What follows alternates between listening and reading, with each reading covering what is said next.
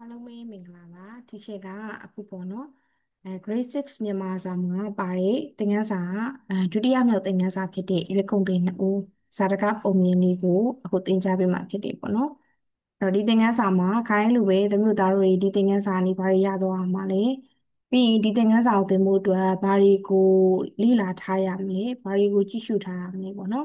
သင်ခန်းစာသင်ပြီးသွားတဲ့အခါမှာရောဘာတွေသိရှိသွားရမလဲဆိုတဲ့ဟာလေးကိုဒီချက်ကအရင်ဆုံးပြပြပေးမယ်အဲ့တော့အရင်ဦးဆုံးပေါ့နော်ဆရာမကတင်ယူမှုရလဒ်တွေကိုအရင်ပြောမယ်ပေါ့နော်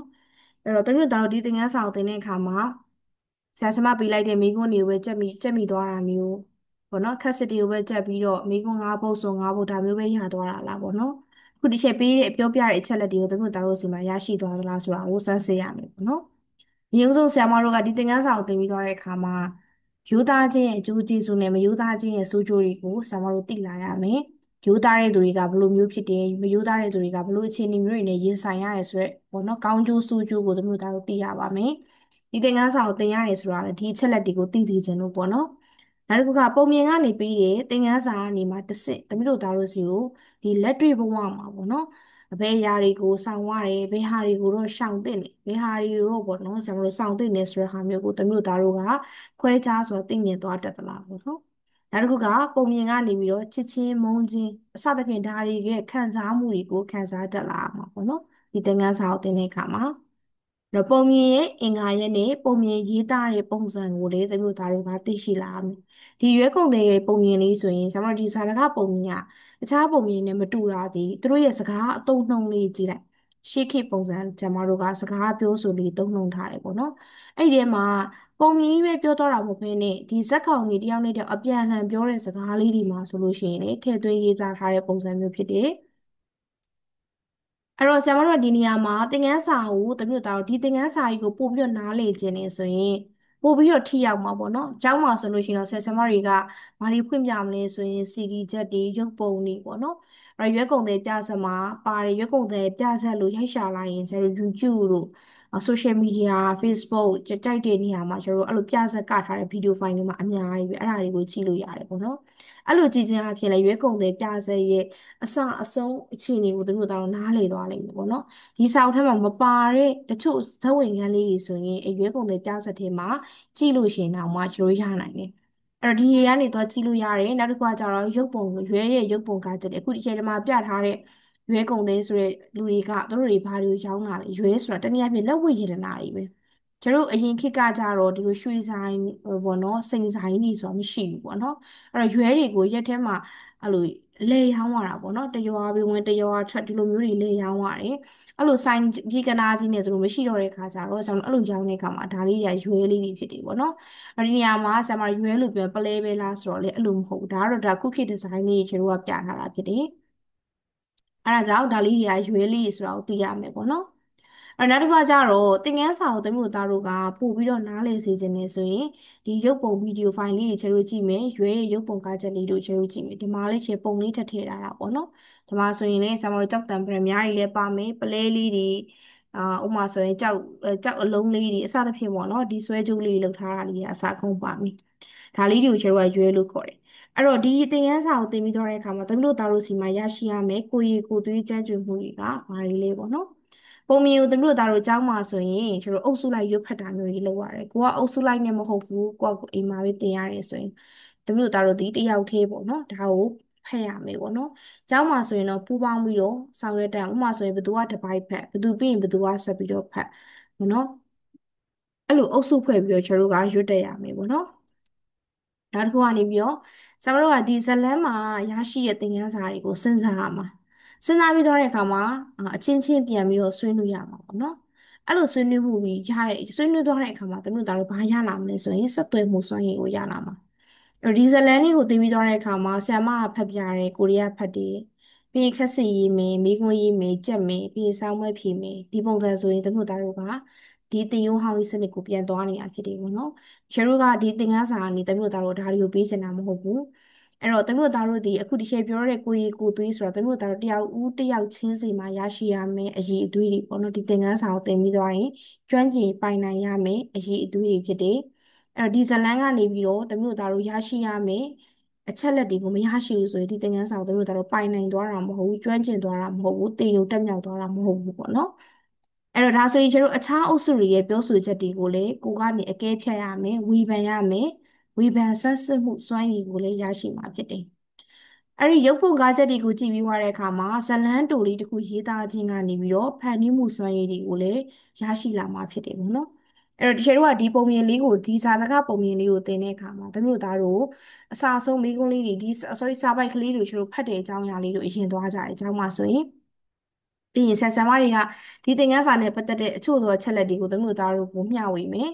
ပြီးရင်ဆရာမတို့ကဒီသင်ခန်းစာနဲ့ပတ်သက်ပြီးတော့အချင်းချင်းတစ်ဖွဲ့နဲ့တစ်ဖွဲ့ဆွေးနွေးကြမယ်ပေါ့နော်ဒီသင်ခန်းစာနဲ့ပတ်သက်ပြီးဆရာမတို့ကကိုယ့်ရဲ့ထင်မြင်ချက်တွေတစ်ဖွဲ့အဖွဲ့လိုက်ကနေထွက်ပေါ်လာတဲ့ထင်မြင်ချက်တွေခြားဖွဲ့တွေကနားထောင်ပြီးသွားတဲ့အခါမှာအချင်းချင်းအပြန်အလှန်ဆွေးနွေးကြအောင်ပါပေါ့နော်ပြီးရင်ဆရာမတို့ကဘာဆက်လုပ်ရမလဲဆိုရင်ဒီသင်ခန်းစာကိုဆရာမတို့ကသရုပ်ဆောင်တာပေါ့နော်ဒါကတော့ဆရာမတို့ကနောက်ထပ် level တစ်ခုအနေနဲ့သွားတာသရုပ်ဆောင်ရတယ်သရုပ်ဆောင်တဲ့အခါမှာလေကိုယ့်ရဲ့ group team work လေးနဲ့ကျတို့ကဒီလိုသရုပ်ဆောင်ရတဲ့အခန်းရှိမှာပေါ့နော် relax တဲ့ဖြစ်တဲ့ဒီဇက်ကောင်နေနေရာမှာကိုယ်တိုင်ခံစားဝင်ပြီးတော့သရုပ်ဆောင်တဲ့အခါမှာကိုယ်ချင်းစာတရားဆိုပြီးကျတို့အရာကိုလေးရရှိစေတယ်ပေါ့နော်အဲ့လိုသရုပ်ဆောင်မှုတွေကိုပြုလုပ်ရလိမ့်မယ်ပြုလုပ်ပြီးသွားတဲ့အခါမှာတမျိုးသားတို့ကဒီပုံရုပ်ပုံကားချက်တွေကိုကြည့်ပြီးတော့ဇလန်းတူလေးတစ်ခုကိုကိုယ်တိုင်ဖန်တီးရေးသားနိုင်တဲ့အခြေအနေထိကိုတမျိုးသားတို့ကဒီသင်ခန်းစာကနေရရှိရမှာဖြစ်တယ်ပေါ့နော်အဲ့လိုမရရှိဘူးဆိုရင်တမျိုးသားတို့မှာဒီသင်ခန်းစာနဲ့ပတ်သက်ပြီးတော့ကျွမ်းကျင်ပိုင်နိုင်သွားတယ်သင်ခန်းစာကိုသင်ယူတက်မြောက်သွားတယ်လို့ကျွန်တော်ကမယူဆပါဘူးယူဆလို့လည်းမရဘူးပေါ့နော်ဒါဆိုရင်ဒီကသင်ထားတဲ့သင်ခန်းစာရဲ့မိကုန်းနေဆရာမ10 ပုဒ်ပေး10 ပုဒ်လုံးလို့ရတယ်ခက်စစ်တီလည်းအကုန်လို့ရတယ်ဘာမိမိအကုန်ဖြေနိုင်နေဆိုတာအုံနောက်ထဲမှာအစာဆုံးကိုထိုင်ကျက်ထားလို့ပါသင်ခန်းစာကိုနားလည်ရင်တော့မှမိကုန်းတွေကိုအနည်းငယ်ပဲဖြေနိုင်တာပေါ့နော်တကယ်လို့အဲ့လိုရသွားတယ်ဆိုရင်တော့သမီးတို့သားတို့ရဲ့ကိုယ်ရည်ကိုယ်သွေးကျွမ်းကျင်မှုမှာမှတ်နိုင်ကြက်နိုင်ဖတ်နိုင်တဲ့ကိုယ်ရည်ကိုယ်သွေးကျွမ်းကျင်မှုတစ်ခုပဲရှိမှာပါကျန်တဲ့ဆရာမတို့ပြောတဲ့အရှင်းရှင်းပြန်လဲဆွေးနွေးမှုဆက်သွယ်မှုစွမ်းရည်တွေပူးပေါင်းဆောင်ရွက်မှုစွမ်းရည်တွေဝေဖန်ဆန်းစစ်နိုင်တဲ့စွမ်းရည်တွေဖန်တီးနိုင်တဲ့စွမ်းရည်တွေသမီးတို့သားတို့မှာမရရှိသွားဘူးပေါ့နော်အဲ့တော့ရှင်တို့ကဒီသင်ခန်းစာလေးနဲ့ပတ်သက်ပြီးတော့ဆက်သွားရအောင်အဲ့တော့ရွေးကုန်တဲ့နှစ်ဦးပြဆက်ဆိုတာဒီကျမတို့ကပြဆက်မှာဇာတကဆိုတာပါတယ်ပေါ့နော်အဲ့တော့ဇာတကဆိုတာကိုတို့တို့ကြားဘူးလားပေါ့နော်ရှင်တို့ဒီဇာတကနဲ့ပတ်သက်ပြီးတော့ grade 6မှာရှင်တို့ကအဓိကအကျယ်တဝင့်ရှင်တို့စပြီးတော့သွားမှာပေါ့လေအဲ့တော့ဇာတကဆိုတာကဘာကိုပြောတာလဲဆိုရင်ကျတို့ကဇာတကဆိုတာကဖျားရှင်ရဲ့ဖျားလောင်းဘဝဖြစ်စဉ်တစ်ခုလုံးကိုပုံမြင်လိုမျိုးရေးသားထားတာကိုဇာတကလို့ခေါ်တာဖျားရှင်ဆိုတာကဆမတို့ရဲ့ဒီဗုဒ္ဓဘာသာပေါ့နော်ဒီဖျားကိုပြောတာပေါ့နော်ဗုဒ္ဓဘာသာမြတ်စွာဘုရားကိုပြောတာမြတ်စွာဘုရားရဲ့ဖျားလောင်းဘဝအနေပြီးတော့ဖြစ်စဉ်တစ်ခုလုံးဆမတို့ကဒီအခုနောင်လာနောင်သားတွေသိရှင်ပုံမြင်ပုံစံမျိုးရေးထားတဲ့ဟာဇာတကလို့ရှင်တို့ကသတ်မှတ်တာပေါ့နော်အဲ့ဒါဆိုရင်ဆ iam မတို့ကဒီနေရာမှာဒီပုံမြင်လေးကိုကျွန်တော်တို့ဒီဆက်သွားရအောင်ဒီမှာဆိုရင်ဆ iam မကနေပြီးတော့ပုံမြင်လေးကိုတေချာဖတ်ပြမယ်တို့သားတို့ကလည်းနားထောင်ပါတော့လွန်လေပြီးသောအခါစိတ်ထားကောင်းသောရွေးကုန်သည်နှင့်စိတ်ထားမကောင်းသောရွေးကုန်သည်တို့သည်မြစ်တစ်ခုကိုအတူတကွကူး၍မြို့တစ်မြို့၌ရွေးရောင်းကြရာစိတ်ထားမကောင်းသောရွေးကုန်သည်ကရှေ့ကသွား၍ရောင်းနှင့်၏ထိုမြို့၌ဆင်းရဲသွားသောတထင်းမျိုးတွင်ညီးဖွားနှစ်ယောက်တို့သည်ချို့တဲ့စွာစားတောက်နေထိုင်ကြရ၏တထေးကြီးလက်ထက်ကရွှေကွက်ကြီးတစ်ခုသည်အိုးကြိုအိုးကြားထား၍အတုံးဆွဲမရှိကြာမြင့်သည်နှင့်အညီအကျေးတက်လျက်ရှိ၏ထို့ကြောင့်ညီးဖွားနှစ်ယောက်သည်ရွှေကွက်ဖြစ်ကြောင်းမသိကြလီအဆိုပါစိတ်ထားမကောင်းသောရွေးကုန်သည်ထိုအိမ်ရှိသို့ရောက်လာ၍ရွဲဝယ်ကြကုန်ဟုဟစ်လျင်တငယ်မသည်ရွဲအလိုရှိသည်ဖြစ်၍အဖွားအားပူဇာလေသောအဖွားသည်ရွဲကုန်သည်ကိုခေါ်၍အမောင်ဤခွက်သည်အဖိုးများစွာထိုက်တန်မည်မဟုတ်တို့ရာတွင်ဤခွက်ကိုယူ၍မောင်နှမအားအတင်ပေးလိုသည်မြရွဲတစုံတရာကိုပေးပါလောဟုဆိုလေ၏စိတ်ထားမကောင်းသောရွေးကုန်သည်သည်လည်းခွက်ကိုပွတ်တိုက်ကုတ်ချစ်ကြည့်သောရွှေခွက်ဖြစ်ကြောင်းသိလေလျင်ဤရွှေခွက်ကိုအဖိုးတစုံတရာမပေးဘဲရအောင်ယူမည်ဟုသဘောရုပ်ဖြင့်ကြံလျက်အတင်းတို့ရဲ့ခွက်ကတစုံတရာအဖိုးမထိုက်ငါအလိုမရှိဟုဆို၍မြေ၌ပစ်ချပြီးလျှင်ထ၍သွားလေသည်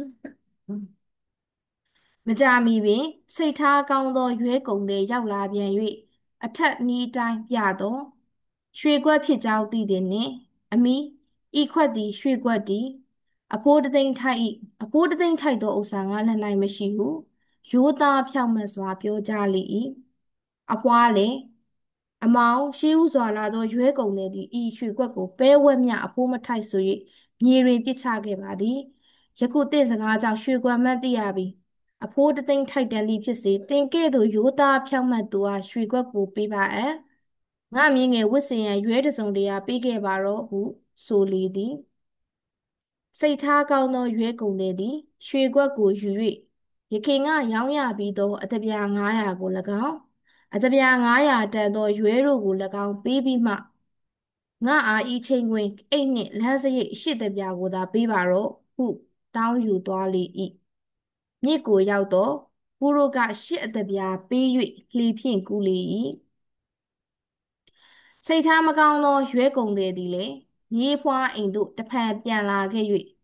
တင်းတို့ခွက်ကိုယူခဲ့လော့ငါတစုံတရာပေးအပ်ဟုဆို၏သူတငယ်မကလည်းထိုသူအားတင်းသည်ငါတို့၏အဖိုးတသိန်းထိုက်သောခွက်ကိုပဲဝက်မျှမတန်ဟုအရှက်အကြောက်မရှိဆိုပြီး၏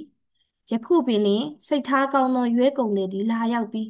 အဖိုး1000ပေး၍ယူသွားလေပြီတင်ယခုငါတို့အိမ်ကထွက်သွားလေဟုမောင်းနှင်၍လွှတ်လိုက်လေ၏စိတ်ထားမကောင်းသောရွဲကုန်သည်လည်းအဖိုးတသိန်းထိုက်တန်သောရွှေခွက်ကိုဆုံးရှုံးလေပြီဟုကြီးစွာသောတုန်လှုပ်ခြောက်ခြားခြင်းဖြင့်မိမိကိုယ်ကိုစောင့်တည်ခြင်းကမတက်နိုင်ရာကားမိမိသည်ရှိသောအတပြားကုံအဝတ်စားတို့ကိုအိမ်ဝ၌ကျဲပြန့်စွန့်ပစ်ပြီးလျှင်ချိန်ဝင်ရိုးကင်ကစိတ်ထားကောင်းသောရွဲကုန်သည်ကိုတက်ရန်လိုက်လေ၏ကမ်းနားသို့ရောက်တော့စိတ်ထားကောင်းသောရွဲကုန်သည်မှာမြစ်လေသို့ရောက်နှင့်နေလေပြီစိတ်ထားမကောင်းသောရွဲကုန်သည်သည်ကူးတို့ကိုအော်ဟစ်ခေါ်တော်လဲပြန်လှည့်မလာသည်နှင့်ရွှေခွက်ရသွားသောရွဲကုန်သည်ကိုကြည့်ရှုလျက်ကြီးစွာသောစိုးရိမ်ခြင်းဖြစ်၍နှလုံးပူခြင်းသွေးအန်ခြင်းတို့ဖြစ်ကာနောက်ဆုံး၌နှလုံးကွဲ၍ထိုမြေကမ်း၌ပင်တေရလေတော့သည်စိတ်ထားကောင်းသောရွဲကုန်သည်ရိုးသားခြင်း၏ရလဒ်အဖြစ်ရွှေခွက်ကိုရရှိခဲ့သည်မြေးဖွားနှစ်ယောက်တို့လည်းစစ်စင်ရဲရဲဘဝမှငွေကြေးပြည့်စုံသောဘဝသို့ပြန်လည်ရောက်ရှိခဲ့လေသည်အဲ့တော့ဒီစာပိုက်ကလေးကိုသမီးတို့သားတို့ကအစကနေအဆုံးထိပေါ့နော်ကိုယ့်ကိုပြန်ပြီးတော့ဖတ်ကြည့်ထောက်နေတဲ့နေရာလေးတွေရှိရဆိုရင်ပြန်ပြီးတော့စိုးကြည့်ပေါ့လीနော်ပြီးသွားတဲ့အခါမှာဆရာမတို့ခက်စစ်ပေါ့နော်ခက်စစ်ကိုဆရာမအမြဲပြောတဲ့အတိုင်းပဲကြက်တာမျိုးထက်ကိုတစ်ခုချင်းစီရဲ့လက်ထိပ်တွေကိုကိုယ်ကိုယ်တိုင်ပြန်စဉ်းစားကြည့်ဥပမာကူးရို့ဆိုတာဘာကိုပြောတာလဲပေါ့နော်ကူးရို့ဆိုတာကဆရာမတို့ကဒီရေလမ်းကိုသွားတဲ့အခါမှာဆရာမတို့တနေရာကနေဥပမာဆိုရင်ဆရာမတို့ကဒေတာတစ်ခုကနေနောက်ထပ်ဒေတာတစ်ခုကိုသွားမယ်ဆိုလို့ရှိရင်လှေတို့သင်္ဘောတို့ရေချောင်းကိုသုံးရတာဖြစ်တဲ့ကြောင့်လှေတို့သင်္ဘောတို့သွားရတယ်ပေါ့နော်စီးရတယ်အခုဆိုရင်ဆရာမတို့ကဒီရေလမ်းတနေရာကနေတနေရာကိုသွားမယ်ဆိုရင်ပို့ဆောင်ပေးတဲ့လှေတွေသင်္ဘောတွေပေါ့အဲ့ဒီခေတ်ကကူးတို့လို့သုံးတာပေါ့နော်အဲ့ဒါမျိုးတွေကိုပြောတာဖြစ်တယ်ချို့တယ်ဆိုတာအခုချိန်ကြီးတည်ပြီးအခုအချိန်ဒီဆရာမဒီစကားကိုသုံးနေတာချို့တယ်ဆိုတာကမရှိတဲ့သူတွေဥပမာဆိုလို့ရှိရင်ပစ္စည်းဥစ္စာမပြည့်ဝတာမပြည့်စုံတာဒါမျိုးတွေကိုချို့တဲ့တဲ့သူလို့သုံးတာခြောက်ခြားတယ်ဆိုတာပေါ့နော်ဥပမာဆိုရင်တရေခြောက်တဲ့အိမ်ကြီးမှာရှိတဲ့စိတ်တွေခြောက်ခြားလိုက်တာနော်စိတ်ကဘာဖြစ်တာလဲဆိုရင်ငြိမ်နေတဲ့စိတ်ကလေးကခြောက်ခြားတဲ့အခါမှာလက်တီချီတွေအေးလာတယ်အစသဖြင့်ပေါ့နော်ဒါမျိုးတွေဖြစ်လာရင်တုန်လှုပ်လာတာပေါ့နော်ကိုယ့်ရဲ့စိတ်ကတုန်လှုပ်သွားတာကိုခြောက်ခြားတယ်လို့ပြောတယ်ချိန်ဝင်ရိုးဆိုတာဆရာမတို့ဈေးသွားရင်မြင်ချိန်ဝင်ချိန်မြင်နေကြတယ်နော်အဲ့တော့ချိန်ဝင်လက်ရဲ့အလဲအတက်တက်မှာရှိတဲ့လက်ကင်နဲ့အပိုင်းလေးကိုချိန်ဝင်ရိုးလို့ပြောတာပူဇာရဲဆိုတာကဥပမာဆိုရင်ငငယ်ရဥပမာဆိုတစ်ခုခုလိုချင်အင်္ဂါလူတွေကိုပူဇာတယ်လို့တယောက်လိုချင်တဲ့ပစ္စည်းကိုမရရအောင်တောက်လျှောက်ပြောနေနော်အဲ့တော့နောက်လျှောက်ပြောတော့ကကျလူကြီးရနားကြီးရဲ့ခါကျဝယ်ပေးလိုက်တယ်ပေါ့အဲ့တော့တက်တလဲလဲတောင်းဆိုတာနားပူတာကိုပြောတာဒီနှစ်ခုတည်းကတစ်ခုကိုယင်ရပြီပဲဝက်ဆိုတာကဟိုးရင်တုန်းကလူကြီးရှေးလူကြီးတွေတုံးတဲ့ငွေကြေးပေါ့နော်တပဲရဲ့တဝက်ကိုပြောတာအဲ့တော့ပဲဆိုတာကတပဲဝက်ဆိုတော့တပဲရဲ့တဝက်အဲ့တော့ဒီနှစ်ခုတွေကတစ်ခုသုံးပြီးတော့ကျွန်တော်တို့အဓိပ္ပာယ်နားလည်ရင်လည်းရတယ်ရွဲဆိုတာခုနကဆရာမပြောတဲ့တန်မိုးရှိတဲ့ယတနာတွေကိုပြောတာ ရှေးဦးဆိုတာအခုအချိန်လေးပြောမယ်ဆိုရင်အစာပိုင်းမဦးအစာအလျင်အဲ့တော့ဒီမှာလည်းလို့ပဲပုံမှတ်တွေခြားထားတဲ့ဟာဆိုနှစ်ခုတည်းကတစ်ခုရေးအောင်ရတယ်ပေါ့နော်နားလည်လို့ရှိရင်သဘောရုပ်ဆိုတာကသဘောထားမယိုးဖြောင်းတဲ့စိတ်တွေပေါ့နော်မယိုးဖြောင်းသောစိတ်ပေါ့ဒီလိုမျိုးရေးချင်နေရအဲ့နေရာမှာသဘောထားရုပ်တာဆိုတာဒီမယိုးစိတ်ကသူ့ရဲ့စိတ်ကရိုးသားမနေတာကိုပြောချင်တာမယိုးဖြောင်းတဲ့စိတ်အဲ့တော့တမျိုးသားတို့ကအဲ့ဒါတွေကိုရသွားပြီဆိုလို့ရှိရင်ဘာလို့ဖတ်ပြီးသွားပြီဆိုဘာလို့မလဲဆိုတော့ဒီဘက်ပိုင်းလေးကိုခဏလောက်ပြန်ပြီးတော့စာအုပ်ကလေးနဲ့ပိတ်လိုက်ပိတ်ပြီးသွားတဲ့အခါမှာဒီတစ်လုံးချင်းစီကိုဒီလိုအတိအကျရေးတာထက်ကိုဦးတို့ရဲ့အဓိပ္ပာယ်ကိုပြန်စဉ်းစားဦးတို့ဆိုတာကခုခေတ်မှာဆိုရင်လှေတွေသင်္ဘောတွေကိုပြောတာတနေရာကနေတနေရာကိုကူးမှာဥပမာဆိုရင်ကျွန်တော်ရန်ကုန်မြို့မှာရှိတဲ့စိတ်ကမ်းတစ်ခုကနေနောက်ထပ်စိတ်ကမ်းတစ်ခုကူးတဲ့ဟာကိုဒါဆိုလို့ရှိရင်ဘယ်ကနေကူးတာလဲရေချောင်းကနေကူးတာအဲ့တော့ရေလမ်းကနေတနေရာကနေတနေရာကိုပို့ဆောင်ပြီးတဲ့လှေသို့မဟုတ်သင်္ဘောအဲ့တော့ချို့တဲ့ဆိုတဲ့အဓိပ္ပာယ်ကိုပြန်ချို့တဲ့ဆိုတာကပစ္စည်းဥစ္စာမပြေးသွားတာဒါဆိုရင်မပြည့်စုံပါခြောက်ခြားဆိုတာကစိတ်ခြောက်ခြားတာဒါဆိုစိတ်ခြောက်ခြားရဲဆိုတဲ့ကစိတ်တုံ့လောက်တာအစသဖြင့်ဒီလိုမျိုးလေးတွေနဲ့ထက်ခါဖတ်ခြင်းအပြင်ကျွန်တော်တို့ကခက်စစ်ကိုရစုတာပေါ့နော်အဲ့တော့ခက်စစ်တွေလည်းရေးပြီးသွားပြီဆိုလို့ရှိရင်ကျွန်တော်တို့ဘာလို့ဆက်သွားမလဲဆိုရင်ဒီသင်ခန်းစာနဲ့ပတ်သက်ပြီးတော့တည်တင်တာလေးကျွန်တော်ဆက်သွားမယ်ပေါ့နော်အဲ့တော့ဇာတကဆိုတာဆရာမခုနကပြောတယ်ဖះလောင်းရဲ့ဖြစ်စဉ်ကိုရေးထားတာပုံမြင်လို့ပုံစံပေါ့နော်အဲ့တော့ရွေးကုန်တဲ့နှစ်ဦးပုံမြင်ဆိုတာဒီဗုဒ္ဓဖះရှင်ရဲ့ဖះလောင်းဘဝဖြစ်စဉ်တွေကတေရီဝါနီဇက်ကိုဆရာမတို့ကပုံမြင်အဖြစ်ပြန်ပြီးတော့ရေးထားတာအဲ့ဒီဇက်တွေကအများကြီးရှိပေါ့နော်အဲ့ဒီဇက်တွေကမှဆရာမတို့ကဖះလောင်းဘဝဖြစ်စဉ်တွေမှာရှိတဲ့ဇက်တွေအများကြီးရမှာတေရီဝါနီဇက်ဆိုတဲ့ဒီဇက်တစ်ခုကိုပုံမြင်ပုံစံပြန်ပြီးတော့ရေးသားထားတာကိုပြောတာရွဲကုန်တယ်ဆိုတာကလက်ဝိရဏတွေကိုလှည့်လည်ရောင်းချတဲ့သူကိုရွဲကုန်တယ်လို့ခေါ်တာဘိုးရင်တော့ဆိုရင်ဗရက်များတွေနီလာတွေအစသဖြင့်ပေါ့နော်စိန်တွေကြောက်တွေပလဲတွေဓာတွေကိုရောင်းတဲ့သူကိုဆရာမတို့ကရွဲကုန်တယ်လို့ခေါ်တာအဲ့ဒီရောင်းတဲ့ပစ္စည်းတွေကိုကျတော့ရွဲလို့ခေါ်တာကြောက်မြင့်ရတနာတွေကိုရွဲလို့ခေါ်တာပေါ့နော်ရောင်းတဲ့သူကိုကျတော့ရွဲကုန်တယ်လို့ခေါ်တာအခုခေတ်ဆိုရင်ကျွန်တော်စိန်ကုန်တယ်လို့ကြောက်ကုန်တယ်အဲ့လိုမျိုးတွေခွဲပြီးတော့သုံးတာပေါ့နော်ရွှေကုန်သေးလို့စသဖြင့်ပေါ့နော်အဲ့လိုမျိုးကြောက်မြေ့ဒနာကုန်သေးပေါ့နော်အဲ့လိုမျိုးအမျိုးမျိုးချေလို့ခွဲခေါ်တယ်အဲ့ဒီခေတ်ကကာလာဆိုရင်ရွဲကုန်သေးလို့ချေလို့ကခေါ်တာပေါ့ဒီအချက်လေးကသိတယ်လေအဲ့တော့ရွဲကုန်သေးဆိုဒီမှာအဖေနီးလို့မေးလိုက်ရွဲရဲ့သဘောတရားကိုသိထားတယ်ရွဲဆိုတာကဗရက်များတွေစိန်တွေနီလာတွေပလဲတွေစသဖြင့်ဓာရီကိုဆရာမတို့ကကြောက်မြေ့ရတနာတွေကိုခေါ်တာရွဲကုန်သေးဆိုတာအဲ့ဒီကြောက်မြေ့ရတနာတွေကိုရောင်းချတဲ့သူတွေကိုရွဲကုန်သေးလို့ခေါ်တာပေါ့နော်အရေးခေတ်ကတော့လှည့်လေရောင်းချတာပေါ့ခုခေတ်မှာတော့ဆိုင်ကြီးကနားကြီးနေရှိသွားပြီပေါ့နော်အဲ့တော့နောက်တစ်ခုကကြတော့ဆရာမတို့တွေကဒီနေရာမှာစိတ်ထားမကောင်းသောရွေးကုန်တွေက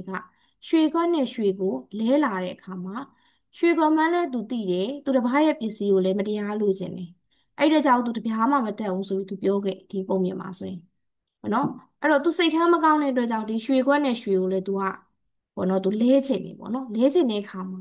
ဒါကိုရွှေခွက်မှန်းနဲ့သူကတီးသွားတယ်ဒါပေမဲ့သူ့ရဲ့ပစ္စည်းကိုလည်းသူမပေးချင်ဘူးသူများပစ္စည်းကိုလည်းသူမတရားလို့ချင်တယ်အဲ့တော့သူကဘာပြောလဲဆိုတော့တပြားမှမတန်ဘူးဆိုပြီးတော့သူ့ရဲ့ရွှေခွက်ကြီးကိုပစ်ချခဲ့နောက်တစ်ခုကစိတ်ထားကောင်းတဲ့ရွေးကုန်တဲ့ကရွှေခွက်မှန်းလဲသူကသိတယ်အမှန်တိုင်းလဲသူပါစကားပြောတယ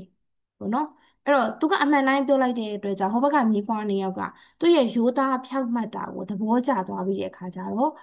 ရွှေခွက်ကြီးကိုသူ့ကိုပေးလိုက်တယ်ဒါတော့မှသူပေးချင်တဲ့လောက်ပဲပေးပါဆိုရင်ရွေးတစ်စုံတရာပဲပေးခဲ့ပါလို့ပြောတာတော့မှဒါပေမဲ့ရွေးကုန်တဲ့ကဘာဖြစ်လဲဆိုရင်စိတ်ထားကောင်းတဲ့ရွေးကုန်တဲ့ကသူ့မှာရှိတဲ့အတပြားတွေနဲ့မလောက်တာတော့မှသူငွေသားတွေပါသူပေးခဲ့သေးတယ်ပေါ့နော်အဲ့တော့သူကရွှေခွက်ကိုပိုင်ဆိုင်ခွင့်ရရှိခဲ့တယ်။ဒါပေမဲ့မရိုးသားတဲ့ရွှေကုန်တွေကကြတော့ရွှေခွက်ကိုလည်းမရဘူး။သူ့ရဲ့စိတ်ကလောဘစိတ်ဒေါသစိတ်မောဟစိတ်ကြီးကြောင့်သူ့ရဲ့အသက်ကိုပါနောက်ဆုံးမှာသူဆုံးရှုံးသွားခဲ့။ဒီပုံမြင်လေးအနှစ်သာရဒီဟာလေးပဲပေါ့နော်ကျေတို့ကအဲ့တော့ဒီနေရာမှာသမီးတို့သားတို့ကကျတို့ကဘာလုပ်ရမလဲဆိုရင်တန်းထဲမှာဒီသင်ခန်းစာတွေခက်စစ်တွေလည်းပြီးပြီးအရှိမတွေရှေ့ပြောချင်တဲ့အဲဒီဇက်ဒီအကြောင်းလေးပြီးသွားပြီဇာတကဆိုတာဘာလဲနားလည်သွားပြီဆိုရင်ကျတို့ကအကြောင်းမှာဘာစစ်သွားရမလဲဆိုရင်အုပ်စုတစုနော်သမီးတို့သားတို့အုပ်စုတစုနဲ့တစုခွဲရမှာပေါ့နော်ဥပမာဆိုရင်အုပ်စုနှစ်စုရှိရပဲထားပါတော့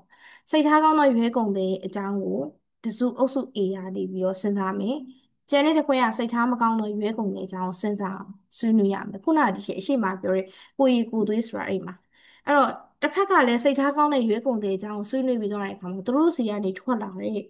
အကြောင်းအရာတွေကို discussion ကျတော့ဆွေးနွေးတဲ့ group အနေနဲ့ကျတော့ဆွေးနွေးပြီးတော့တဲ့အခါမှာ နှစ်ဖွဲ့ပေါ့နော်တစ်ဖွဲ့ချင်းစီရဲ့ကိုယ်စားလှယ်တွေကထွက်ပြီးတော့ပြောရမှာပေါ့နော်စိတ်ထားကောင်းသောရွေးကုန်တွေကဘလို့ကြောင့်သူကစိတ်ထားကောင်းနေဘာကြောင့်သူကစိတ်ထားကောင်းတဲ့အတွက်ကြောင့်သူဘလို့အကျိုးမြတ်တွေရခဲ့တစ်ဖက်ကလည်းစိတ်ထားမကောင်းတဲ့ရွေးကုန်တွေကဘလို့လူမျိုးဖြစ်တယ်သူ့ရဲ့စိတ်မှာဘာတွေဖြစ်နေလဲဘာတွေမကောင်းဘူးအဲ့ခါကျတော့သူကဒီနေရာမှာပေါ့နော်သူ့ရဲ့ရွှေကုတ်ကိုသူမပိုင်ဆိုင်တဲ့ပြင်နောက်ဆုံးမှာသူ့ရဲ့လောဘမီးကြောင့်သူအသက်ဆုံးရှုံးသွားတယ်ဒါတွေကိုဆွေးနွေးကြမယ်ပေါ့နော်အဲ့ဒီမှာတစ်ဖွဲ့နဲ့တစ်ဖွဲ့ဆွေးနွေးတဲ့အခါမှာလွဲချော်နေတဲ့ဟာတွေမှန်တာတွေမှားတာတွေ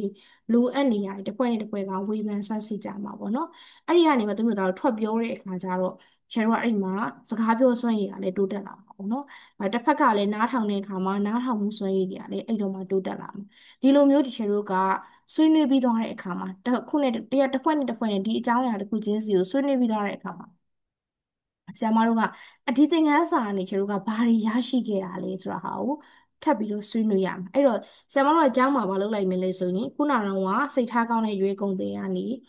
ေအကြောင်းကိုဆွေးနွေးမယ်နောက်တစ်ခွက်ကစိတ်ထားမကောင်းတဲ့ရွေးကုန်တွေအကြောင်းဆွေးနွေးမယ်ဒီသင်ခန်းစာကိုသင်ပြီးသွားတဲ့အခါမှာရရှိလာတဲ့အကျိုးကျေးဇူးတွေပေါ့နော်ဒါတွေကိုဆရာမတို့ကဆွဲပြီးတော့ gist ထုတ်ခိုင်းမှာပေါ့နော်အချက်လက်တွေထုတ်ခိုင်းတဲ့မျိုးသားတို့တခါတည်းအဲ့အချက်နှစ်ချက်ကိုဆရာမတို့က10မိနစ်ဆို10မိနစ်15မိနစ်ဆို15မိနစ်ဆရာမတို့ကလူအချိန်တစ်ခုတိုင်းတာတစ်ခုသတ်မှတ်ပြီးသွားတဲ့အခါမှာတမီးတို့ကိုပေးလိုက်တမီးတို့သားတို့ကိုပေးလိုက်တယ်ဆိုရင်တမီးတို့သားတို့ကဒီအကြောင်းအရာနဲ့ပတ်သက်ပြီးတော့စဉ်းစားလာမယ်စဉ်းစားပြီးသွားတဲ့အခါမှာဆရာမတို့ကဘာအချက်တွေကိုရရှိမလဲဆိုရင်ရိုးသားခြင်းဆိုတာကကောင်းတယ်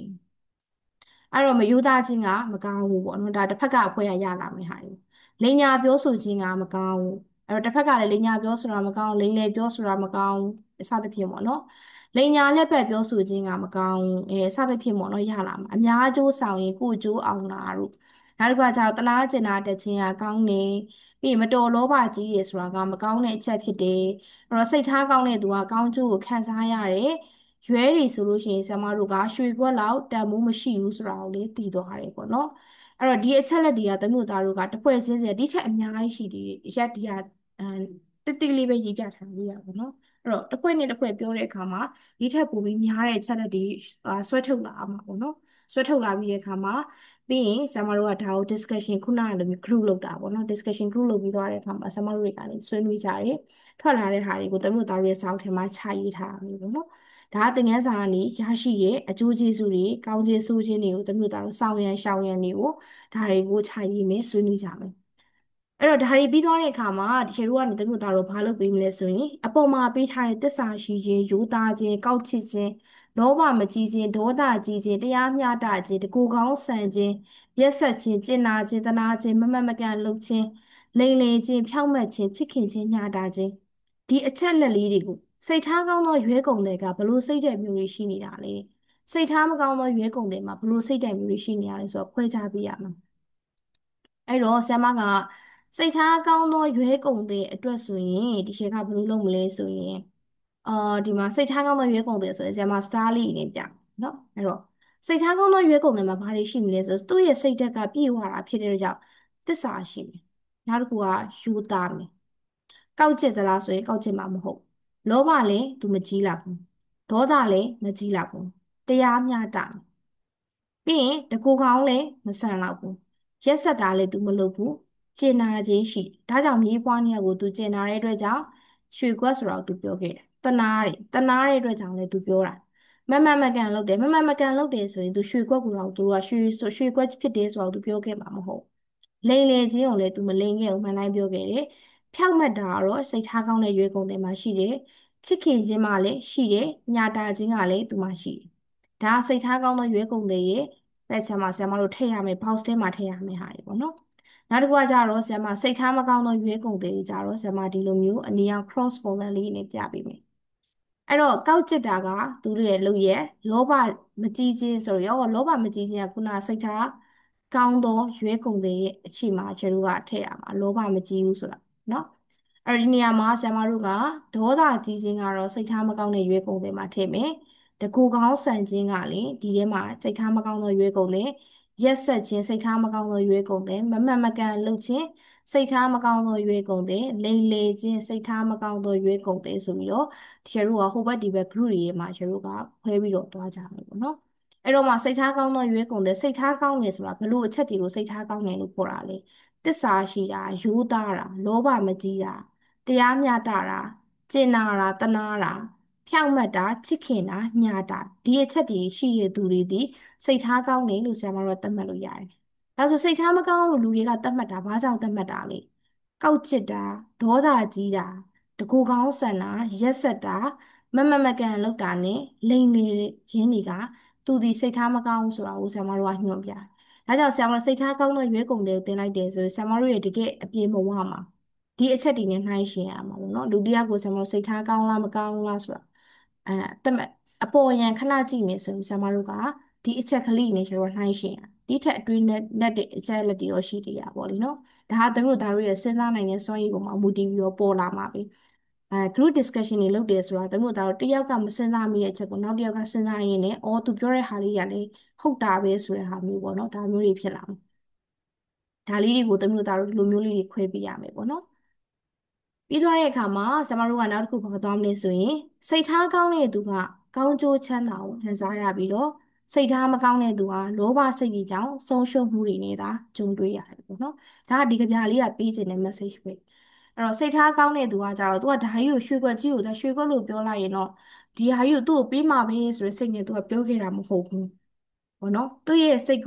အော်ဒါရွှေကွက်ကြီးပဲဒါမှန်တိုင်းပြောရမယ်ပေါ့နော်ဒီစိတ်လေးတစ်ခုကြောင့်သူ့ရဲ့ဖြောင့်မတ်တယ်မလိမ်လေဘူးရိုးသားတဲ့စိတ်တစ်ခုကြောင့်ရွှေကွက်ကိုသူရသွားတာပေါ့နော်အဲ့ဒီအတွက်ကြောင့်မြေးဖွားနှစ်ယောက်လည်းချမ်းသာတယ်သူကလည်းပြောရမယ်ဆိုရင်ချမ်းသာတယ်ပေါ့နော်တခုအတန်တခုထိအရွယ်အစားတစ်ခုထိကိုသူကပတ်စံနေရသွားတယ်ပေါ့နော်ရွှေကွက်ကိုပိုင်ဆိုင်သွားတာဖြစ်တဲ့အတွက်ကြောင့်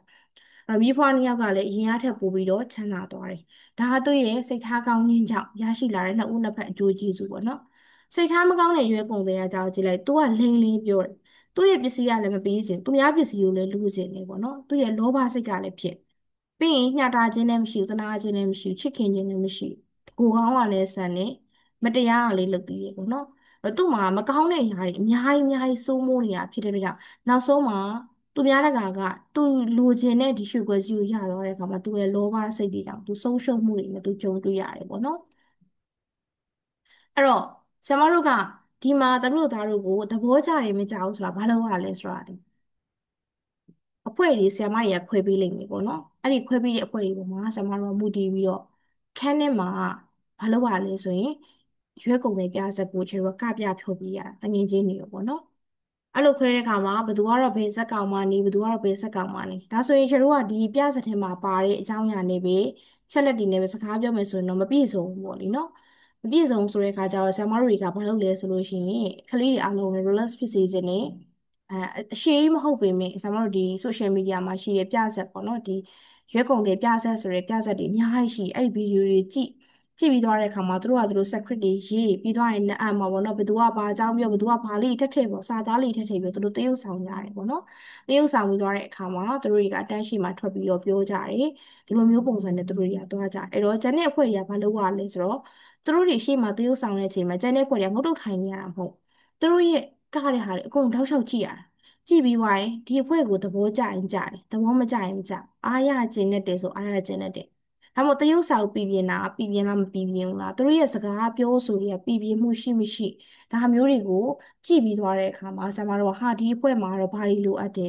်ဒီအဖွဲ့မှာတော့ဘယ်စကားလေးတွေကလိုအပ်နေတယ်ဒီအဖွဲ့တရုပ်ဆောင်မှုကဘယ်လိုမျိုးရှိနေတယ်ပေါ့နော်ဒီအဖွဲ့စကားပြောတဲ့အခါမှာတကယ်ကိုရှိခိပုံစံကြီးတွေပြောနိုင်ဆိုနိုင်နေတချို့ဆိုလို့ရှိရင်တို့ရဲ့ခေါင်းပေါင်းတာအစားပစိုးဝစ်တာအစားမြီးလေးဆိုလို့ရှိရင်လည်းကျတို့တပည့်တွေဆိုမြီးလေးဆိုလို့ရှိရင်ကျက်ဆံမီလေးနှစ်ဖက်ကျစ်ထားပြီးတော့လေဟိုချစ်စရာပုံစံလေးနဲ့ရင်မုံအင်ကြီးလေးနဲ့အဲ့ဒီခေတ်ကပုံစံတိုင်းဝတ်ထားတယ်အပွားကိုဆိုလို့ရှိရင်တုတ်ကောက်ကြီးနေပေါ့နော်သပင်ကြီးကိုသူကအနောက်ကနေထုံးပြီးတော့သူအဲ့လိုပုံစံမျိုးနဲ့သူကလောက်တာမျိုးတွေပေါ့နော်ဒီလိုပုံစံမျိုးတွေနဲ့သူတို့ရဲ့တရုပ်ဆောင်မှုသူတို့ပြည်ပြအောင်သူတို့တရုပ်ဆောင်တယ်ပေါ့ဒီသင်ခန်းစာရုပ်ရှင်ရိုက်တဲ့ပုံစံမျိုးမဟုတ်ပေမဲ့ဒါပေမဲ့ဆရာမတို့ကဒီနေရာမှာဝင်ပြီးတော့တရုပ်ဆောင်လိုက်ခြင်းအပြင်တို့ဒါတို့ပြဆက်ရဲ့သဘောတဘာဝကိုနားလေသွားတယ်ပေါ့နော်ဒီပုံစံမျိုးတွေနဲ့ကျွန်တော်တို့ကျောင်းမှာပြောစရာကောင်းတဲ့ခိုက်တန်လေးကိုဖန်တီးလို့ရတယ်ပြီးတော့တဲ့အခါမှာတို့သားတို့ဒီဆရာမတို့တရုပ်ဆောင်လိုက်တဲ့အခါမှာဇလန်းဆိုတဲ့ဟာလာပြီပေါ့နော်အဲ့တော့တရုပ်ဆောင်တဲ့ဇလန်းကြီးရဇလန်းဆိုတာရှိရဒီဇလန်းမှာဆိုရင်ဆရာမတို့ကပုံမြင်မှာပါဝင်တဲ့လူတွေဒါမှမဟုတ်ဘဲနဲ့ဇက်ဆောင်တွေရဲ့အဖြစ်အပျက်တွေကိုဇလန်းလို့ပြောတာဥပမာဆရာမတို့ကအဲဘယ်လိုမျိုးပြပြရမလဲဆိုဒီဇလန်းမှာပေါ့နော်ရွေးကုန်တဲ့နှစ်ဦးပြဆက်မှာ ရွေးကုန်တဲ့သူ့ရဲ့ဒီထဲမှာပါလာတဲ့ရွေးကုန်တဲ့နှစ်ဦးစိတ်ထားကောင်းတဲ့သူနဲ့စိတ်ထားမကောင်းတဲ့သူမိအဖွားနှစ်ယောက်အားလုံးပေါင်းချေတို့ကဇက်ဝင်ဇက်ဆောင်ဇက်ဝေဇက် sorry ဇက်ဆောင်တွေက၄ယောက်ပါတယ်အဲ့ဒီမှာပါတဲ့လူတွေရဲ့ပေါ့နော်အဲ့ဒီ၄ယောက်ကဒါဇက်ဆောင်ဆရာမတို့ဇက်လန်းကအဲ့ဒီ၄ယောက်ရဲ့ပြောရမယ်ဇက်လန်းရဲ့အစနဲ့အဆုံးမှာဖြစ်ပျက်သွားတဲ့အဖြစ်အပျက်တွေပေါ့နော်အဲ့ဒီ၄ယောက်ဖြစ်ပျက်သွားတဲ့အဖြစ်အပျက်တွေကိုရေးထားတဲ့ဟာကိုကျွန်တော်ကဇက်လန်းလို့ပြောတာဒါဆိုရင်ဇက်ဆောင်လေးဆိုတာကခုနကတည်းကပြောတဲ့စိတ်ထားကောင်းတဲ့ရွေးကုန်တဲ့စိတ်ထားမကောင်းတဲ့ရွေးကုန်တဲ့ပြီးတော့ရင်ဆရာမတို့ကမိဖွားနှစ်ယောက်ဒီ၄ယောက်ကဇက်ဆောင်လေးအဲ့လိုမဟုတ်ဘဲနဲ့ဆရာမတို့ကဥပမာနောက်ထပ်ပုံမြင်လေးတစ်ပုဒ်ပေါ့နော်ဥပမာဆိုစေတနာပုံမြင်ဝတ်ထားပါတော့စေတနာပုံမြင်မှာဆိုရင်မင်းသားနဲ့အဖိုးကိုနဲ့ဒါကဇက်ဆောင်လေးပေါ့နော်အဲ့လိုမဟုတ်ဘဲနဲ့ဆရာမတို့ကယုံနှင်းလိပ်ပုံမြင်ပေါ့ယုံနှင်းလိပ်မှာဆိုယုံနှင်းလိပ်ဒီဇက်ဆောင်ပေါ့ဒီဇလန်းရဲ့ဇက်ဆောင်လေးပေါ့နော်ဒီလိုမျိုးလူသုံးမှုတရားဝါတွေကိုဆရာမတို့ကဇက်ဆောင်လို့ပြောတာဇလန်းဆိုတာကအဲ့ဒီဇက်ဆောင်လေးကြားထဲမှာဖြစ်ပျက်သွားတဲ့ပြောဆိုသွားတဲ့စကားတွေအဖြစ်ပျက်တွေကိုကျွန်တော်တို့ကရေးသားထားတဲ့ဟာကိုဇလန်းလို့ပြောတာအဲ့ဒီနှစ်ခုကိုကျွန်တော်တို့ကကိုယ်ပြသိရမယ်ပေါ့နော်အဲ့လိုသိမှတော့တမျိုးသားတော့ဇလန်းတူလေးတစ်ပုဒ်ကိုဖန်တီးနိုင်မှာပေါ့နော်။တနည်းအားဖြင့်ပုံမြင်လေးတစ်ပုဒ်ပဲဖြစ်ဖြစ်ပေါ့ဖန်တီးနိုင်မှာ။အဲ့တော့ဆရာမတို့ကဒီနေရာမှာပုံမြင်ပြောရဲဆိုတာကအလေ့ထားကဆရာမတို့မြန်မာနိုင်ငံထဲမှာရှိတာပေါ့။နိုင်ငံတိုင်းမှာပုံပြောတာမျိုးရှိရပေါ့နော်။နိုင်ငံတိုင်းမှာဆရာမတို့ပုံပြောတဲ့အလေ့ထားဆိုတာရှိတယ်။ပုံမြင်ကိုဆရာမတို့ဘာကြောင့်ပြောကြတာလဲစဉ်းစားရမယ်။ဒါဆိုရင်ချေတို့ဒီသင်ခန်းစာတွေမှာငယ်ငယ်တုန်းကအင်္ဂါလူကြီးရဲ့ပုံမြင်တွေပြောပြတယ်ဘာကြောင့်ပြောတာလဲပေါ့နော်။ပုံမြင်တွေမြန်မြန်အိတ်စီခြင်းလို့လားအစသဖြင့်ဒီလိုမျိုးစဉ်းစားစရာတွေအများကြီးဖြစ်နိုင်တယ်အဲ့တော့အိမ်တိမ်မှာပုံပြောတဲ့သူတွေကပေါ့နော်အများအဖြစ်အဖိုးအဖွားတွေနဲ့အဖေအမေတွေကအိမ်မှာရှိတဲ့ကလေးလေးတွေကိုပုံမြင်ပြောပြကြတာများတယ်ပေါ့နော်အဲ့တော့မြန်မာဓလေ့မှာကတော့လူကြီးမိဘတွေကသူတို့ရဲ့သားသမီးမြင်းမြစ်တွေကိုလိမ္မာယဉ်ကျေးစေဖို့အတွက်ဆုံးမတဲ့အခါမှာငေါငန်းကျိမ်းမောင်းတာထက်စီလျော်တဲ့ပုံမြင်လေးတွေပြောပြီးတော့ဆုံးမပဲ့ပြင်တတ်တယ်အများအဖြစ်ပုံမြင်ပြောဆိုတဲ့အခါမှာဘ who တုတအဆုံးအမပေးရဲ့ကိုကျင့်တရားကောင်းမွန်လာစေရဲ့ရဲစွမ်းသတ္တိရှိလာကြစေရဲ့ရှာဖွေစွန့်စားလူစိတ်ပေါ်ပေါက်လာစေရဲ့အပြင်းပြေစေရဲ့ဆိုပြီးတော့ဒီရွယ်ချက်တွေနဲ့ပုံမြင်တွေပြောကြတယ်ပေါ့နော်အဲ့တော့ဥပမာဆိုရင်သူများပစ္စည်းမခိုးရဘူးဆိုတဲ့ဟာကိုမခိုးရဘူးဆိုတဲ့အကြောင်းအရာကိုဆိုတော့ဒီတိုင်းပြောရင်လက်မခံချင်ကြဘူးကလေးလေးတွေအဲ့တော့ဘာလို့လဲဆိုတော့သူများပစ္စည်းခိုးရင်ဘာဖြစ်တတ်တယ်သူများပစ္စည်းခိုးတာမကောင်းတဲ့အရာပါဆိုတော့ဆရာမတို့ပုံမြင်လေးတွေနဲ့ပြောပြတယ်ဒါကကြတော့ကိုယ်ကျင့်တရားကောင်းမွန်လာစေဖို့အတွက်ဆရာမတို့ကဆုံးမခြင်းတဲ့အခါမှာပစ္စည်းမခိုးအောင်တော့လို့ပြောတာထက်ကိုဒီလိုမျိုးလေးအကျိုးအကြောင်းစီလျော်စွာနဲ့ပြောတဲ့အခါမှာကလေးတွေကလက်ခံသွားတယ်ဒါဆိုသူများပစ္စည်းခိုးရင်တစ်ဖက်လူကဘလို့ခံစားရပြီးတော့ခိုးတဲ့သူကဘလို့လူမျိုးဖြစ်သွားတယ်ဆိုတဲ့ဟာကိုသူတို့သိသွားတယ်ပေါ့နော်နောက်တစ်ခုဆရာမတို့ကsocial media kit တွေရောက်သွားတဲ့အခါကျတော့ကျွန်တော်တို့ ID kit တွေရောက်သွားတယ်အဲကြတော့ပုံမြင်တွေကိုဆရာမတို့က social media တွေကနေနားထောင်ကြတယ်ပေါ့နော်အဲ့တော့နားထောင်တဲ့အခါမှာဆရာမတို့ဥပမာဆို Superman တို့ခလေးလေးတို့စွမ်းရှင်ပုံမြင်နေပါတယ်ပေါ့နော်ပြီးရင်ဆရာမတို့ကဒီ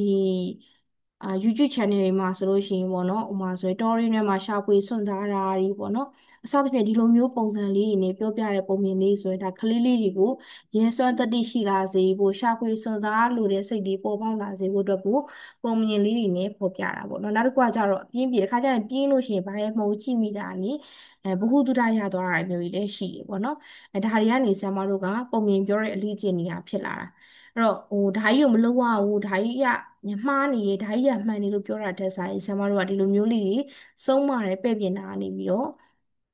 ့လူကြီးမိဘတွေကပုံမြင်လေးတွေကိုဒီပြောကြဒါဆရာမတို့နိုင်ငံတစ်နိုင်ငံထဲမှာမဟုတ်ဘူးတခြားနိုင်ငံတွေမှာလည်းရှိတယ်ပေါ့လေနော်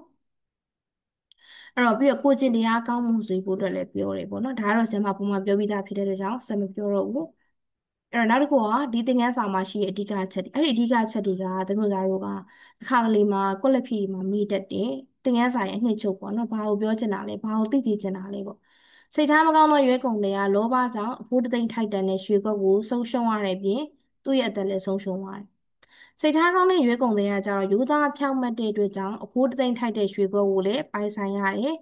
မြေဖွားနှစ်ယောက်ကသူတော်ကောင်းနဲ့စုံတာဖြစ်ခဲ့တဲ့အတွက်ကြောင့်မျှော်လင့်မထားတဲ့အကျိုးမြတ်ကိုလည်းရရှိခဲ့ဒီသင်ခန်းစာပြီးစဉ်တဲ့ဒီက message တွေပေါ့နော်ဒီဟာလေးကအဲ့တော့ဆရာမတို့လေ့ကျင့်ခန်းလေးမသွားခင်မှာစကားလုံးတစ်လုံးကိုဆရာမတို့အခြားစကားလုံးတစ်လုံးနဲ့ပေါင်းပြီးတော့ကိုပြောချင်တဲ့အဓိပ္ပာယ်ရအောင်ပွားယူလို့ရတယ်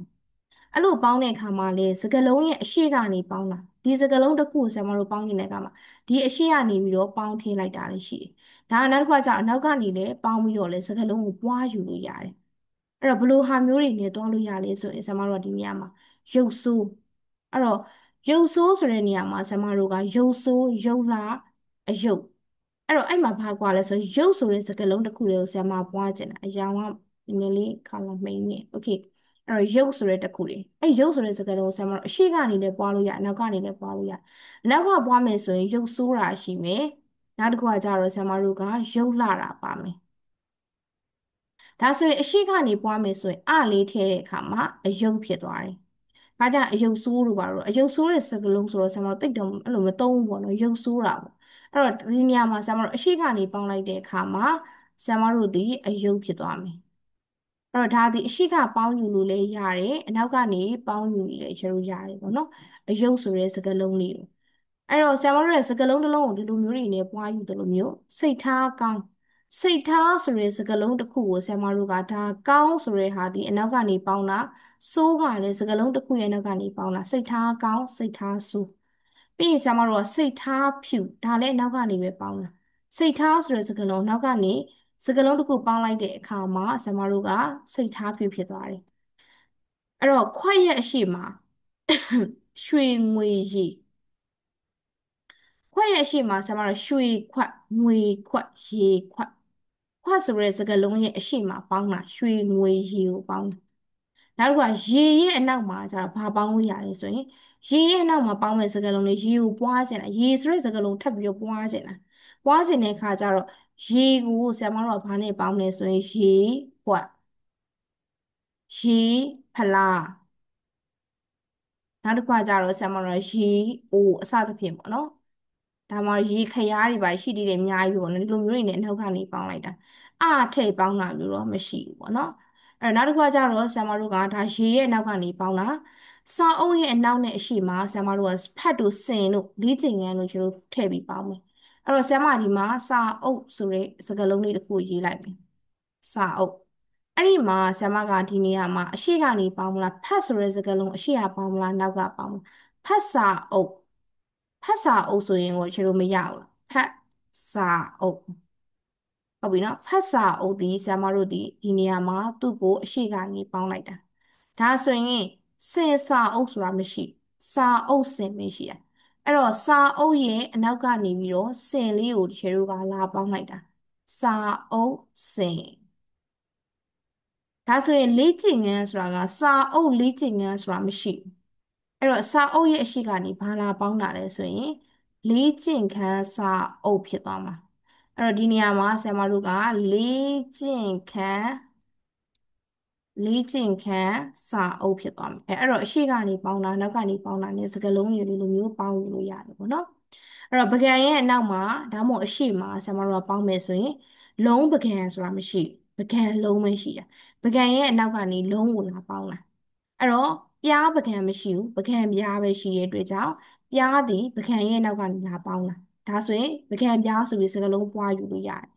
ကျွေကကြတော့ပကံကျွေဆိုတာမရှိဘူးကျွေပကံပဲရှိတာအဲ့တော့ကျွေပကံသည်ပကံဆိုတဲ့စကားလုံးအရှိကနေကျွေဆိုတဲ့စကားလုံးလေးကိုလာပြီးတော့ပေါင်းတာပေါ့နော်အဲ့တော့ဒါဆိုရင်ဆရာမတို့ကဒီမှာခုနအခြေပြောခဲ့တဲ့စိတ်ထားနှလုံးခွက်သဘောကူအဲ့တော့နှလုံးဆိုရင်ကိုဘယ်လိုမျိုးတွေစကားလုံးတွေအရှိကပေါင်းမလားအနောက်ကနေပေါင်းမလားခွက်ကတော့ခုနနမူနာပြောပြီးပြီသဘောကိုလည်းအဲ့လိုပဲအဲ့တော့သဘောကိုအရှိကနေပေါင်းမလားနောက်ကနေပေါင်းမလားကူးကိုလည်းအဲ့လိုပဲအရှိကပေါင်းမလားနောက်ကပေါင်းမလားဒါလေးကိုစဉ်းစားပြီးတော့ရေးကြည့်မယ်ပေါ့နော်နောက်တစ်ခုကကြတော့ဝက်ကြောက်ခွဲတာဖြစ်တဲ့အတွက်ကြောင့်ခြေကထပ်မပြောတော့ဘူးနောက်ထပ်သင်ခန်းစာနံပါတ်3ပေါ့နော်ဒီဟာလေးကကြတော့သမီးတို့သားတို့ဒီအဖိုးအိုကsorry အပွားအိုကအကြပြားတသိန်းထိုက်တန်တဲ့ရွှေခွက်မှန်းတိသွားတဲ့အခါမှာစိတ်ထားကောင်းတဲ့ရွေးကုန်တဲ့ရွှေခွက်ကိုပေးခဲ့တယ်ဘာဖြစ်လို့အဲ့လိုပေးခဲ့တယ်လို့ထင်တယ်လေတဲ့ဘောနော်အဲ့ဒါကိုစဉ်းစားရမှာအဲ့တော့အပွားအိုကတပြားတသိန်းထိုက်တဲ့ရွှေခွက်ကြီးမှန်းတိသွားရင်သူယူရင်သူဒီထက်ပိုပြီးချမ်းသာမှာနော်အဲ့တော့စိတ်ထားကောင်းတဲ့ရွေးကုန်တဲ့ရွှေကုတ်ကိုပေးလိုက်တယ်ဆိုတာဘာကြောင့်ပေးလိုက်တာလဲအဲ့လိုပေးဘာကြောင့်ပေးလိုက်တယ်လို့ထင်တယ်လဲဆိုတော့တမျိုးသားတို့ရေးရအောင်အဲ့တော့ဒီနေရာမှာမိကုန်းကအဘယ်ကြောင့်ထိုးတို့ပေးသည်လို့ထင်တယ်ဒီဆိုတဲ့ဟာမိကုန်းပဲအဲ့တော့ဘာကြောင့်ထင်လဲပေါ့နော်ကိုယ့်အကိုပြန်စဉ်းစားစိတ်ထားကောင်းလို့ယူသားဖြောင်းမှန်းလို့စိတ်ထားကောင်းတဲ့ရွေးကုန်တဲ့ဒီဒါမှမဟုတ်ရွေးကုန်တဲ့ဒီရွှေကွက်မှန်းသိပြီးတဲ့အခါမှာအမှန်အတိုင်းပြောပြလို့မြေးဖွားနေရကိုနော်အဲ့ဒီအတွက်ကြောင့်သူ့ရဲ့စိတ်ထားကရိုးသားတယ်လိမ်လည်ခြင်းမရှိဘူးဖြောင့်မတ်တယ်ဒါကြောင့်အဖွားအိုကနေသူ့ကိုအဖိုးတသိန်းထိုက်တန်တဲ့ရွှေကွမ်းမှန်းသိတော်လေ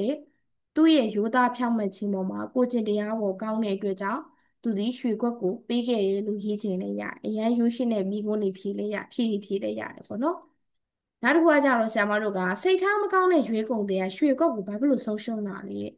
သင်ရဲ့အမြင်ကိုဆွေးနွေးပါတယ်ဘာကြောင့်ဆုံးရှုံးတာလဲဆိုတော့တားတို့သမီးတို့တယောက်ချင်းစီအမြင်ကိုဆရာမတို့ကပြန်ပြီးတော့ပြောပြရမှာပေါ့နော်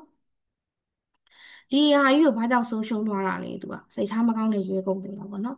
အဲ့တော့ဆုံးရှုံးသွားတဲ့အကြောင်းရင်းကသူ့ရဲ့လောဘစိတ်သူ့ရဲ့ဒေါသစိတ်အစသဖြင့်ပေါ့နော်ဒီဟာတွေကြောင့်သူ့ရဲ့ရွှေခွက်ကြီးကိုသူဆုံးရှုံးသွားတယ်လို့လည်းပြောလို့ရတယ်ပေါ့နော်နောက်တစ်ခုကအဲ့လိုမဟုတ်ဘဲနဲ့ဆရာမတို့ကဒီနေရာမှာရွဲကုန်တဲ့နှစ်ဦးဒီပြဆက်ထင်းမှာဆိုရင်ဒီစိတ်ထားမကောင်းတဲ့ရွဲကုန်သေးတာပေါ့နော်သူဒီပြောရမယ်ဆိုလို့ရှိရင်ကိုจิตတရားပြက်ပြားတာသူ့ရဲ့မကျေနပ်မှုတွေမတရားမှုတွေနော်သူ့ရဲ့ကိုယ်ကျိုးကိုပဲသူလိုလားတာတွေအတွက်ကြောင့်သူမလုတ်တဲ့မလုတ်အပ်တဲ့အမှားကိုသူလုတ်တယ်အဲ့အတွက်ကြောင့်သူရှေ့ဘွက်ကိုဆုံးရှုံးသွားရတယ်သူ့ရဲ့တမာတမက်မကြတဲ့ပေါ့နော်စီကန်းနေစီကန်းတော့ပြောကုန်ပြီတမက်မကြတဲ့